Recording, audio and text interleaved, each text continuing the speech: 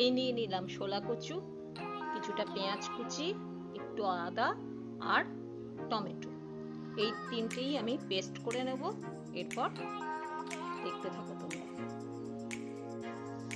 এই নিয়ে নিয়েছি রুই মাছ, যদিও আমি সবগুলো আজকে করব না, আজ এটা দিয়ে শোলা মাছের ঝোলটা শুরু করতে চলেছি। মাছে নুন হলুদ মাখিয়ে নিয়েছি, গরম হয়ে গেছে। এবার আমি দিয়ে দিলাম মাছ,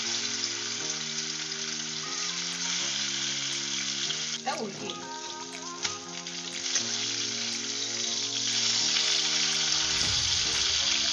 মাছ ভাজা হয়ে গেছে, এবার আমি এটাকে তুলে নেব।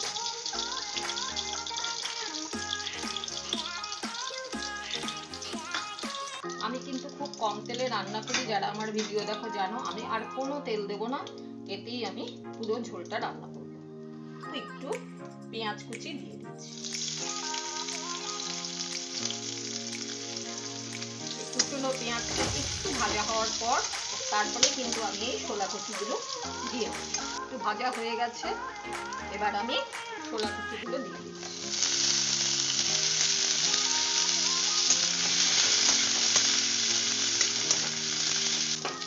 এবারে দিয়ে দিলাম একটু হলুদ, আর দিয়ে দিচ্ছি খানিকটা নুন।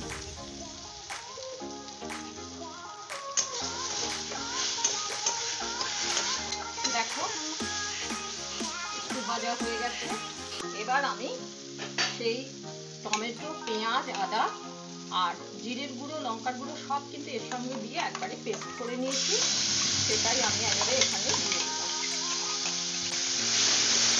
আলাদা করে আমি আর জিরের পাউডারও দিচ্ছি না, সব একসঙ্গে পেস্ট করে নিয়েছি, সেটাই আমি দিয়ে দিলাম।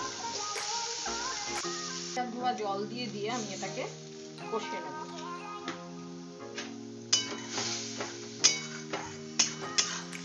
দেখো এবার একটু ঢাকা দিয়ে দেখি কতটা কষানো হচ্ছে।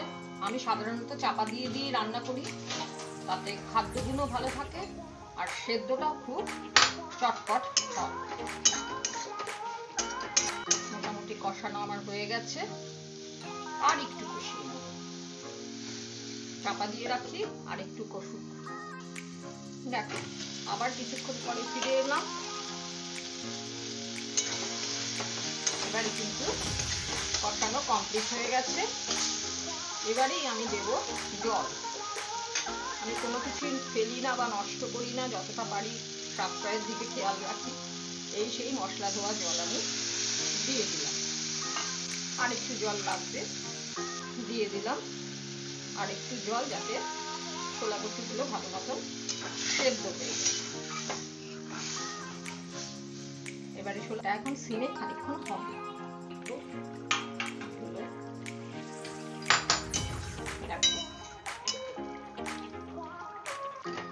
মাছ ছেড়ে দিলাম ঝোলে, আর দিয়ে দিলাম একটা কাঁচা লঙ্কা গোটা চিড়িয়ে।